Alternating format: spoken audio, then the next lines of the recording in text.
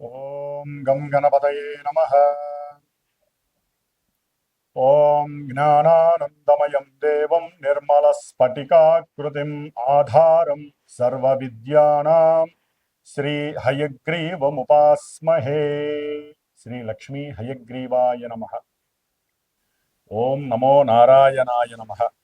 జ్ఞానసిద్ధిని వీక్షిస్తున్నటువంటి ప్రేక్షకులందరికీ కూడా ఆగస్టు 17వ తేదీ నుండి సెప్టెంబర్ 17వ తేదీ వరకు కూడా సింహరాశిలోకి సూర్యుని యొక్క సొంత క్షేత్రము మరియు మూల త్రికోణ రాశిలో ఆయన యొక్క గ్రహ సంచార ప్రభావము, అలాగే ఈ యొక్క బుధగ్రహము దాదాపుగా కర్కాటక రాశిలో ఆగస్టు 21 వరకు ఉండి సెప్టెంబర్ 7 వరకు కూడా సింహరాశిలో రవితో కలిసి బుధాదిత్య యోగాన్ని, అట్లాగే తన యొక్క స్వక్షేత్రము మూల త్రికోణము ఉచ్చస్థాన స్థితిగతుడైనటువంటి బుధుడు కన్యారాశిలో సెప్టెంబర్ 7 నుంచి సెప్టెంబర్ 17 వరకు కూడా ఈ సంచరించే సమయము. శుక్రుడు సెప్టెంబర్ 2వ తేదీ వరకు కూడా నీచ స్థితిలో కన్యారాశిలో ఉండి తులారాశిలో తన యొక్క స్వక్షేత్రంలో వచ్చినప్పుడు విశేషమైనటువంటి యోగాలని, అట్లాగే కుజ భగవానుడు ఈ నెల రోజులు సెప్టెంబర్ 17 వరకు కూడా విశేషంగా మిథున రాశిలోనే సంచరిస్తూ, మరి గురుడు చూస్తే ఆయన ఆశ్లేష నక్షత్రంలోకి మారి కర్కాటక రాశిలోను, కేతు ఏమో సింహరాశిలోను, కుంభరాశిలో రాహువు, మీనరాశిలో వక్రీగత శని ప్రభావము. ఈ యొక్క గ్రహాల యొక్క సంచారం వలన మేషాది మీనరాశి పర్యంతం ఏ విధమైనటువంటి గ్రహ సూచికలు కలుగజేస్తాయి, ఏ విధమైనటువంటి శుభాలు లేకపోతే ఇబ్బందులు కలుగజేస్తాయి తెలుసుకునే ముందు ఇప్పుడు ఈ మాసంలో జరిగేటటువంటి విశేష పండుగల యొక్క విశిష్టతలు, అట్లాగే నా యొక్క జ్ఞానసిద్ధి క్షేత్రపీఠంలో ఏ సమస్యల వలన, ఏ ఇబ్బందుల వలన, ఏ గ్రహాల వలన ఏ రకమైనటువంటి పూజలు నేను ఆచరిస్తున్నానో తెలుసుకునే ప్రయత్నం చేసి ఆ తదుపరి మీ యొక్క రాశి గ్రహ ప్రభావాన్ని వినడానికి ప్రయత్నం చేయండి. డైరెక్ట్గా మనం రాశి ఫలితాలు, గ్రహ ఫలితాలు వినటం వలన మానసికంగా బుద్ధిపరంగా ఎన్నో దోషాలు ఆ గ్రహాలు మనకు కలుగు చేస్తాయి. కాబట్టి ముందు శుభకరమైనటువంటి శుభపరమైనటువంటి విషయ పరిజ్ఞానాన్ని తెలుసుకొని వాటిని ఆచరించడానికి అందరూ ప్రయత్నం చేయండి. జ్ఞానసిద్ధిని వీక్షిస్తున్నటువంటి ప్రేక్షకులందరికీ కూడా శ్రావణ మాసం శుభాకాంక్షలు. ఈ యొక్క శ్రావణ మాసంలో మనకి గ్రహాలలో మార్పే కాకుండా మరి ఈ ఆగస్టు 14వ తేదీ నుండి కూడా, అంటే దాదాపుగా 13వ తేదీ నుండి కూడా విశేషమైనటువంటి శ్రావణ మాసం పండుగలు ప్రారంభం అవుతున్నాయి. శ్రావణ మాసంలో 14వ తారీఖున మొదటి శుక్రవారం ప్రారంభమై 21 రెండవ శుక్రవారము, శ్రావణ పౌర్ణమి 28వ తేదీ. ఆ విధంగా 5 శుక్రవారాలు, 4 సోమవారాలు, 4 శ్రావణ మంగళవారాలు చాలా విశేషమైనటువంటి ప్రాధాన్యత స్త్రీమూర్తులకి సంబంధించినటువంటిది. దాని వలన మాంగళ్య సౌభాగ్యము, అఖండ అష్టైశ్వర్యాలు, సత్సంతాన వృద్ధి, కుటుంబ వంశ వృద్ధి కలుగుతుంది. అట్లాగే మనకి 17వ తేదీన 17వ తేదీన నాగపంచమి, గరుడ పంచమి, అలాగే విశేషముగా సూర్యుడి యొక్క సంక్రమణం సింహరాశిలోకి జరగబోతోంది. అంటే తన ఇంట్లోకి తన యొక్క స్వక్షేత్రము మూల త్రికోణ రాశి అయినటువంటి సింహరాశిలోకి సూర్య భగవానుడు సాక్షాత్తు శ్రావణ మాసానికి ఆయనే అధిష్టాన దేవత. మరి ఆ మహానుభావుడు తన యొక్క సొంత ఇంట్లో వచ్చినప్పుడు అన్ని రాశుల వారికి, అన్ని నక్షత్రాల వారికి జరుగుతున్న దశ అంతర్దశలన్నీ కూడా అనుకూలించాలని ఆశిస్తూ, అట్లాగే శ్రావణ పౌర్ణమి విశేషముగా ఈ నెల ఆగస్టు 28వ తేదీన, మరి అదే రోజున స్వామివారు మనకి జ్ఞానాన్ని భిక్షగా అందించేటటువంటి హయగ్రీవుని యొక్క జయంతి అంటే ఉత్పత్తి. అట్లాగే గాయత్రి జయంతి, వేదాలకి మూలము ఆవిడే అన్నమాట. గాయత్రీదేవి యొక్క జన్మ దినోత్సవం, అట్లాగే రాఖీ పండగ, అట్లాగే ఆగస్టు 31వ తేదీన సంకష్టహర చతుర్థి. మనకున్నటువంటి ఎన్నో వ్యాపార నష్టాలు, ధన నష్టాలు, అట్లాగే బుద్ధిహీనత్వం కలిగినటువంటి మాట తీరులో తేడాలు, వీటి వలన ఎన్నో ఇబ్బందులు ఎదుర్కోవడానికి ఆ యొక్క గణపతి యొక్క అనుగ్రహము లభించేటటువంటి శ్రావణ మాసం. కాబట్టి శ్రావణ మాసంలో ఇన్ని విశేషమైనటువంటి పండగలతో పాటుగా అందరూ తెలుసుకోవాల్సిన విషయము శ్రద్ధగా వినండి. ఎందుకంటే మేషాది మీనరాశి పర్యంతం విషయ పరిజ్ఞానం ఒకటైతే గనక అసలు మనకి అంతరిక్షంలో ఏం జరుగుతుందో తెలియకుండా ఎంతసేపటికి భూలోకంలో మన రాశిది, మన నక్షత్రం ఇది, మనకి ఈ బాధలు జరుగుతున్నాయి అని కాకుండా ఏ గ్రహం వలన ఏ సమస్యలు కలుగుతాయి, వాటికి ఏదైనా పరిష్కారం ఆచరిస్తే శుభం జరుగుతుంది అని ముందుగా మనం అందరం కూడా ఆలోచించాల్సినటువంటి విషయం. ఈ యొక్క ఆగస్టు 2వ తేదీన కుజుడు వృషభ రాశిలోంచి మరి మిథున రాశిలోకి శత్రుక్షేత్రంలోకి ఆయన మారినటువంటి రోజు. ఆయన ఆగస్టు 12వ తేదీ అమావాస్య రోజున మరి పాప నక్షత్రమైనటువంటి రాహు నక్షత్రం ఆరుద్ర నక్షత్రంలోకి ప్రవేశిస్తాడు. అట్లాగే రాహుగ్రహము ఆగస్టు 2వ తేదీన అదే కుంభరాశిలో ఉంటూ తన యొక్క సొంత నక్షత్రమైనటువంటి శతభిష నక్షత్రంలోంచి ధనిష్ట నక్షత్రం పాప నక్షత్రము శత్రు నక్షత్రమైనటువంటి కుజ నక్షత్రంలోకి మార్పు జరిగింది.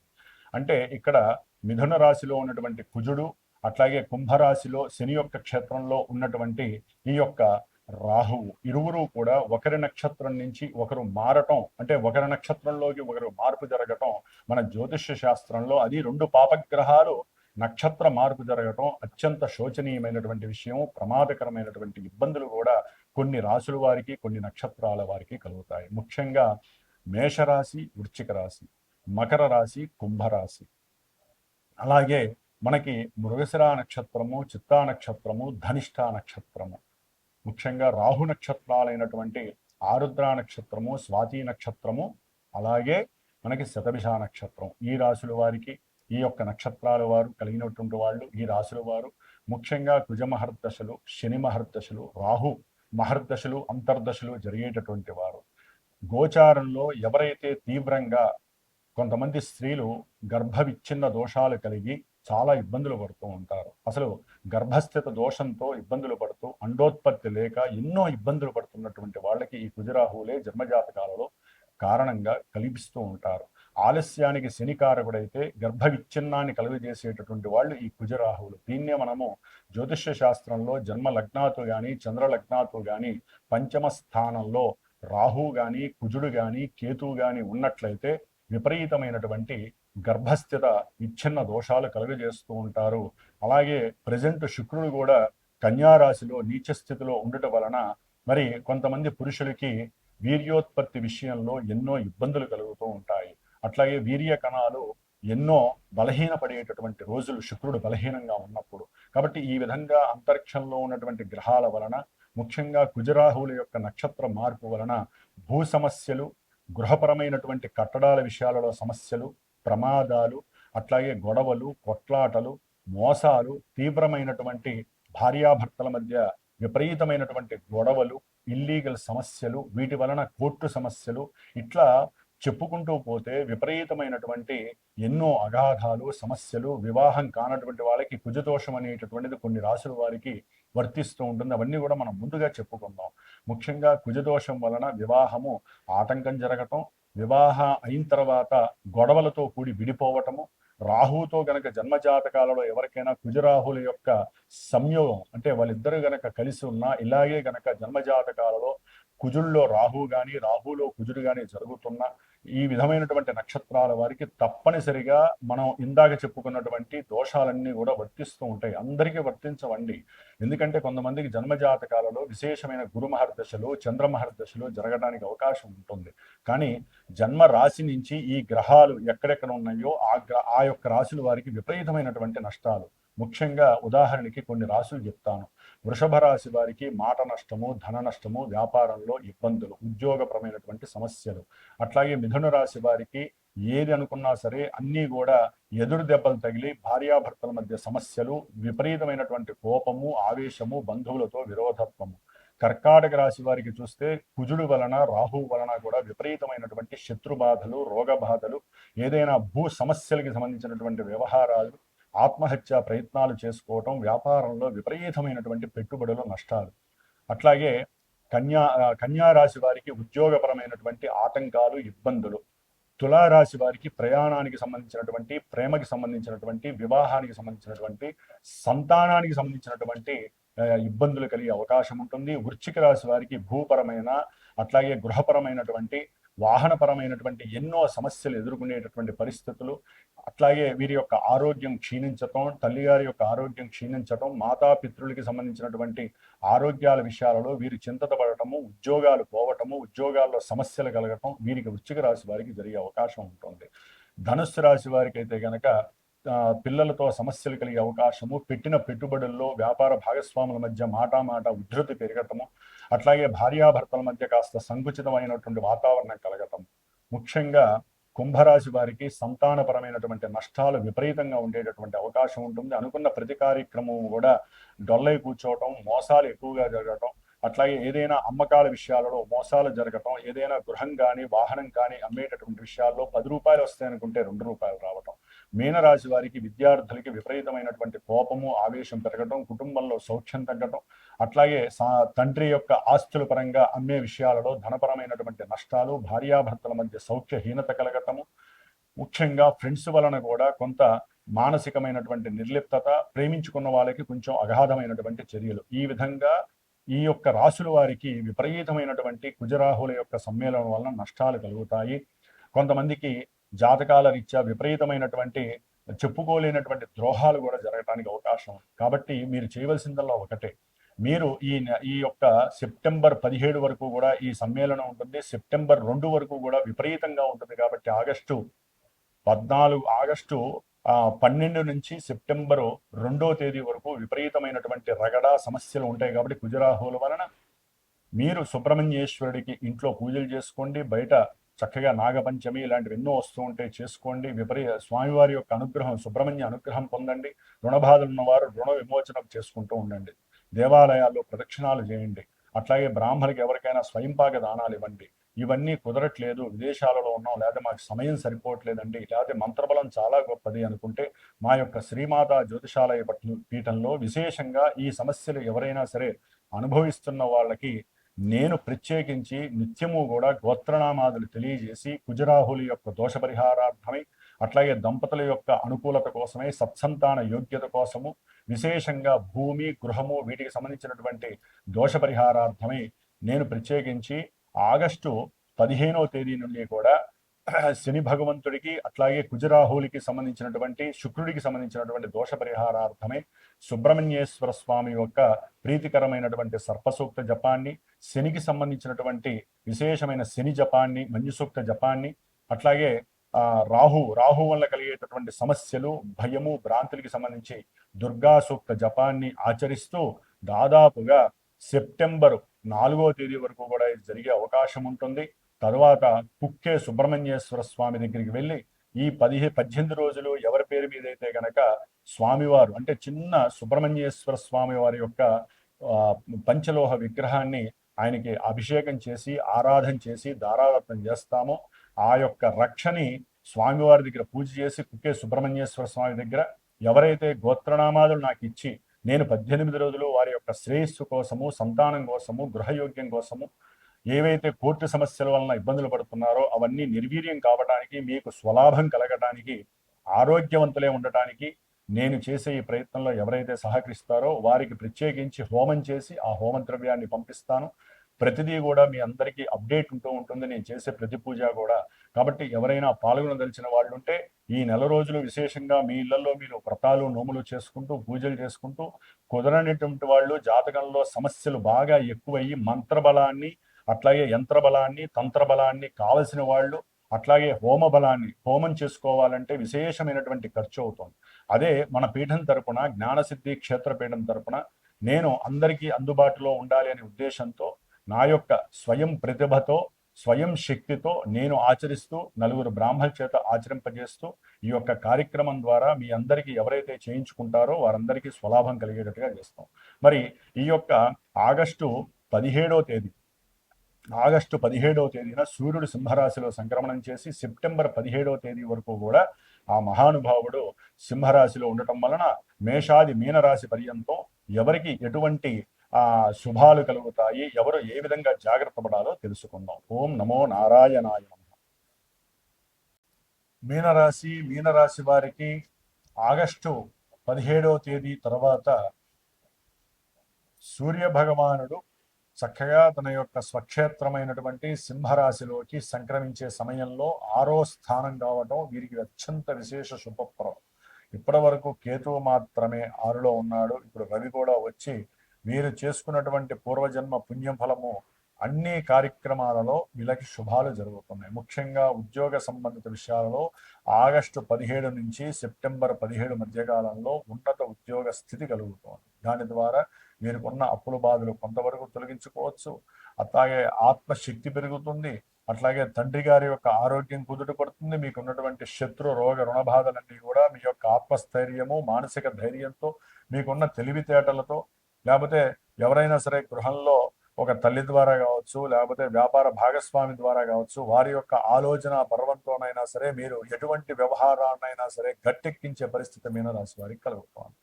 రవి బలం ఉంది అంటే జాతకంలో అత్యంత యోగప్రదం. కానీ అదే జన్మజాతకంలో ఇదే రవి కనుక చెడ్డవాడైనది కనుక ఇక్కడ గోచారంలో ఇబ్బందులు ఎదురే అవకాశం ఉంటుంది. ఉద్యోగంలో శత్రువులు అధికమవుతారు. మీ యొక్క పెద్ద బాసే మీకు పెద్ద రాక్షసుడై కూర్చుంటాడు. కొంతమందికి ఉద్యోగంలోంచి మిమ్మల్ని ఎప్పుడెప్పుడు తీసేద్దామా అని ఎదురు చూస్తూ ఉంటారు. అంటే మీ వరకు మీకు బాగానే ఉంది. జాతకంలో రవి పాపి అయితే ఇక్కడ ఆయన వేధింపులు ఎక్కువయ్యే అవకాశం ఉంటుంది. ఎంతైనా రవి 12లో ఉన్న రాహు చేత చూడబడుతున్నాడు, 6లో ఉన్న కేతు, వీళ్ళిద్దరూ పాపగ్రహాలే కదా. ఇక్కడ రవికి ఆ దోషం అంటినట్టే కదా. కాబట్టి మీరు ఉద్యోగరీత్యా విదేశాలకు వెళ్ళాలి అనుకున్న వాళ్ళకి కొంత ఇబ్బందులు ఎదురే అవకాశం ఉంటుంది. అంటే వాళ్ళ యొక్క సంకల్పం నెరవేరకపోవడానికి శుక్రుడు సప్తమంలో నీచ స్థితి, లేకపోతే ఉద్యోగరీత్యా కాస్త దూరాలకి వెళ్ళాలని చెప్పి అప్లై కూడా చేస్తారు వీళ్ళు కొంతమంది, కానీ జరిగే పరిస్థితి కాదు. అట్లాగే తండ్రి గారి అప్పులు కానీ, లేకపోతే వీరి యొక్క అప్పులు కానీ, సంతానపరమైనటువంటి అప్పులు కానీ, వీటి పరంగా కూడా వీరు తీర్చడానికి ఎంతో ప్రయత్నం చేస్తారు. కానీ రాహు 12లో ఉండేసరికి వీరికి తీరకపోగా జన్మరాశిలో ఉన్నటువంటి శని వక్రించేసరికి ఇంకా ఆ వృద్ధి ఎక్కువ అవుతుంది, అప్పుల యొక్క వృద్ధి ఎక్కువ అవుతుంది. కాబట్టి ఎంత సంపాదించినా అలాగే ఉంటుంది. ఏ పని చేద్దామన్నా సరే ఎక్కడో అక్కడ మానసిక వేధ, ప్రతి పనిలో కూడా నెగిటివ్నెస్ రావటము, అట్లాగే ఏ పని చేద్దామన్నా బద్ధకము, నిద్ర లేటుగా లేవటం ద్వారా కూడా చేస్తున్న ఉద్యోగంలో ఎన్నో ప్రతిబంధకాలు, ఆటంకాలు కలగటము జరిగే అవకాశాలు ఎక్కువగా ఉంటాయి.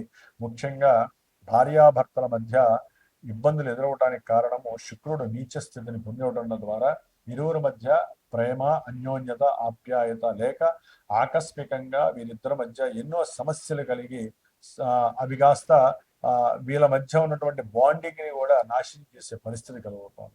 అట్లాగే కుజగ్రహ దృష్టి, శనిగ్రహ దృష్టి శుక్రుడి మీద పడటం ద్వారా వ్యాపార వ్యవస్థ దెబ్బతింటుంది.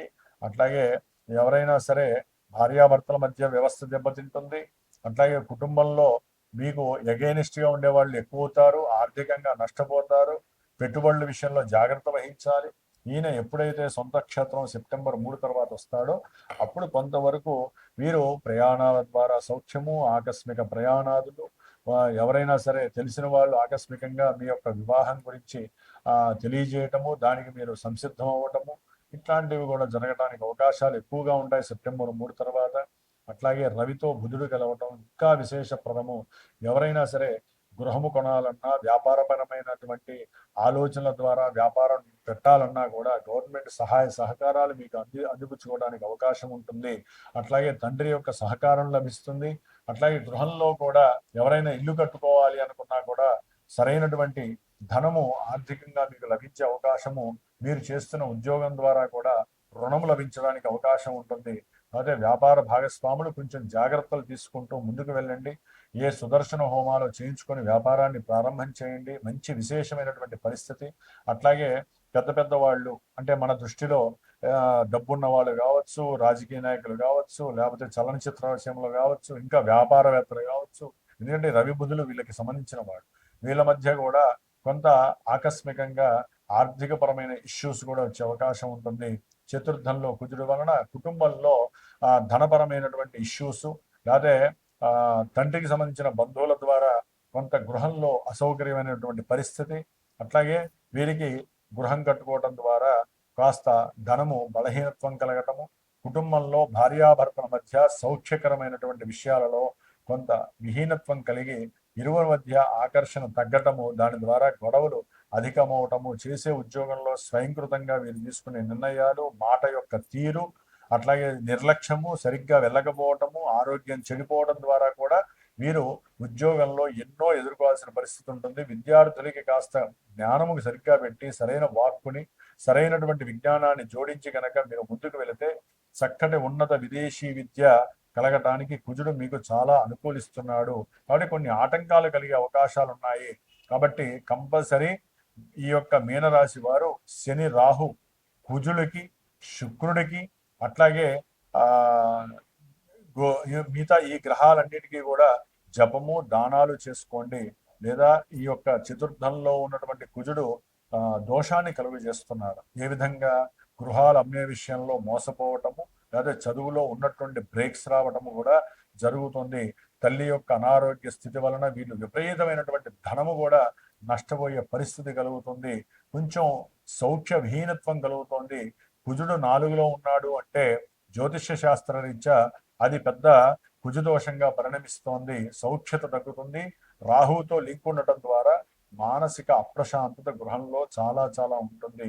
జాగ్రత్తగా ఉండండి. ఎవరిని నమ్మకండి. ధనాన్ని విచ్చలవిడిగా ఖర్చు పెట్టకండి. సౌఖ్యాలకి, దుర్వ్యసనాలకి, దురభ్యాసాలకి మాత్రం ఎక్కడా ఖర్చు పెట్టకండి.